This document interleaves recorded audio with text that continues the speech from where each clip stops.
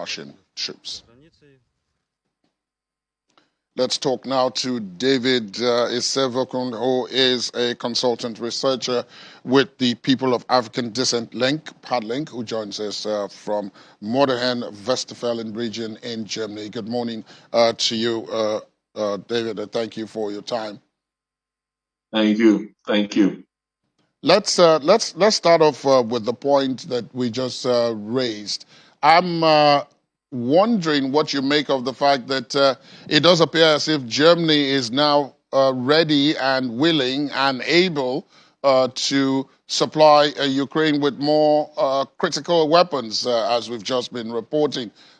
Do you fear, because you are in Germany, do you fear that this may draw Germany perhaps even more into the conflict, which it was reluctant to do earlier? Well, you see, in Africa, we are a wealth of knowledge when it comes to culture and tradition. There is something there's something that we usually say: if you don't want to buy a market, make an price up. So when they have decided to go into this war, from the moment that they began to support the Ukrainians, the war actually had begun implicitly. And so I have seen the way they have been going on with giving them armaments and providing weapons and all that, the way they've been stalling things, moving back and forth. It is their strategy owing to their history. They are not out of place.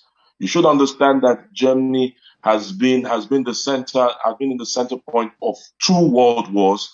And then you should also understand that Germany was partitioned, and the Soviet side, they had the Soviet side and they had the Western governed side. So you should see that all these ideas and all these historical precedents, or what you want to call them, they are coming into play now. They are coming into play. So I will not see that as, stalling, or like they are slow, or like they are this or that. But what I would see it as is they are only trying to apply themselves to what their people want.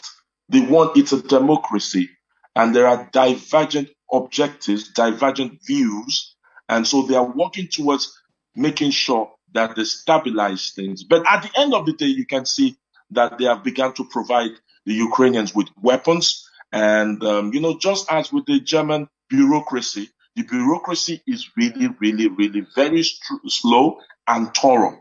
It's very slow and thorough. But once you get through the bureaucracy, you discover that everything, will just go smoothly. That's my objective view, on that. Now, you're a consultant researcher with PADLink, which zeroes in on people of African descent. Much earlier on in the conflict, near the beginning, when people were fleeing in all directions for safety when the conflict started, there were, as at then, there were accusations that there was some level of racism involved with all this movement, particularly against people of African descent, who there were quite a number of them in Ukraine at the start of the conflict. We heard stories about them being pulled off trains and not being given space to be able to escape, whereas people from other places were, and all of that. And that even as refugees in other countries, they have not really been completely treated well. Now, this is a story that seems to have dropped to the bottom of the news pile, while emphasis is placed on the war and weaponry and all of that, and even the nuclear power plant. So that brings up the issue of some level of institutionalized racism against African descent people. What can you tell us about that from your research over the last 6 months? Well, I'll start off by saying that what doesn't kill you makes you stronger. That is the aspect that I'm actually going to hinge on, to continue my own contribution. I believe that the major problem of the African peoples, the major problem is the media. The major problem is the media. You see all over the world, the media spearheads, several, ideologies. They protect their citizens. They do propaganda. They do systemic information dissemination. But when it comes to Africa, we find ourselves lagging behind. And because we don't value our own people, others won't value us. That is just the reality of it. You remember, Ladi, at the beginning of our relationship in March, you remember I was on your program and I told you that we had just escaped the war in Ukraine. Yes, we did escape the war in Ukraine. Yes, you can see me smiling right now. Then I wasn't smiling. I was looking. I was really ready, to get headlong with people that that Yeah, that you that were, have if I decided to. remember correctly, that time you were talking to us from just outside a train station. Well, you see, so basically, we were. It was a very traumatic issue. It was a very traumatic issue having to travel with three children, my wife and my younger brother, and we moved into Germany. And the kind of racism that we experienced is quite uncommon. Now we're talking about the Ukrainian people, and they're saying, "Oh, well, it's a war of freedom. It's a war of freedom." The most baffling aspect of it all is how can you, a nation fighting against oppression, you are oppressing other people. This is actually what I will not accept and I cannot understand. And the world has kept quiet on this issue. I remember Padlink. Padlink is an organization that Nigeria and Nigerians should appreciate and thank. We should thank them. When we came in, Padlink decided, okay, these people, where are they from? Who are they?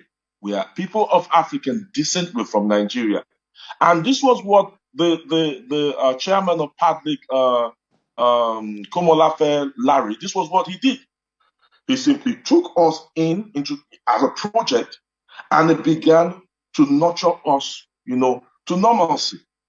And this is what our governments back home should have been doing. Now, I know they are trying their best in one way or the other, but the real people that should help them to actualize the vision and the mission of catering for Nigerians in diaspora, displaced Nigerians in diaspora, the people that should be able to help them are not really within their reach. The real people are not really within their reach. The people that have the real interest, that has the interest at heart, they are not within their reach. People like organizations like Padlink are not being given the right support. Because I saw this, I was an activist. You remember the last time we spoke, I told you that I was an activist in Ukraine. And that brings me to the point where I would explain my personality. I will not flatter people. I will not give you publicity that you do not deserve. I will not flatter people and I will not give you publicity that you do not deserve. I remember that the Nigerian government was saying that they were evacuating people. And I was asking, you are evacuating people from what? You are evacuating people to what? And how are you evacuating these people? Today, I have been vindicated. Because most of those students, they weren't evacuated actually, they were actually airlifted. No, there's a difference between evacuation and airlifting. They were airlifted. They were airlifted from safe European countries. And the question that I would ask you, after you evacuated these students to Nigeria, how are they faring? ASU has been on strike for how many months? How is the life of those people faring? Some of these parents, some of them have begun to fall sick because they had to think of how much they put together, the properties that they sold in order to send these children out, to get a good education. And then they are back home, purportedly being helped by a government that says, we are your government. So basically, these are some of the, we need to be strategic about certain things. We need to be strategic about certain things. When we are doing things, let's be strategic and let's be proactive. I am not saying that the Nigerian government has not done anything right. But what I'm saying is that the right hands should be employed. The right people should be sought after. You shouldn't go after people that are just after their own personal interest, you know? So basically, I think I will stop there because, Ladi, I think you would have some more questions for me. Well, actually, the time permits me to ask you just one more question because I also know that previously you had spoken about how Nigeria could, in some ways, look at this situation the way other countries, some other countries with some of the resources we have are, and kind of like maximize our potential, if you like, because I don't like to use the phrase cash in. I prefer maximize our potential because this is a situation that is fraught with danger for others. But 6 months down the line, when we had that conversation, have you seen any evidence that we perhaps are looking in that direction at all? Well, I have seen some evidence, but you see, like as usual with Nigeria, they will just hear. I believe someone must have heard it from the channels news when we were discussing it the last time, and then someone in power, I mean, or someone in government, and then they just say, oh, yes, we need to do this one, we need to do that, and then they move with it, but not strategically. Not it was not done strategically. That is what I'm trying to say. We should be strategic about what we are doing. And with this kind of situation, we should have policies in place, like a policy of amelioration. There should be the government of Nigeria should be able to stand in a press conference somewhere within the United Nations or anywhere and say, okay, this is the policy that we are trying to push forward, in this Ukrainian-Russian war. We are pushing the policy of amelioration. How to ameliorate this situation? More like maybe not a peacekeeper, but how to ameliorate this situation so that the people will not suffer. And in that way, the world will begin to see Nigeria in a very different light. You can see that there is a lot of things going on. The embassies are supposed to be put to work. The embassies are supposed to be put to work as like banks right now. They are supposed to be especially the diplomatic staff. They are supposed to be put to work right now to meet the different establishments, the different institutions, the European Union institutions, to begin to ask them questions like, what can we do to help this situation that we are in? What can we do to help? And by the time you begin to ask these questions, by the time you begin to have press conferences with these people, by the time you begin to talk to these people on a very high cadre of administrative a relationship or diplomatic relationship, you begin to see a kind of, a reciprocal approach from them. They would want to provide you with information. They would want to tell you what you can do for them. They will want to talk to you about, the gas shortages that they have, especially Germany. I want to bring out something. Germany, you should work with Germany because of all the European Union countries. Germany has been very, very proactive and helpful to Nigerians. I have to tell you this. You guys need to talk to the German. You need to invite the German ambassador. And you see, when you thank people, they want to do more. They understand that you appreciate them, and that is how to be diplomatic. That is how to be diplomatic.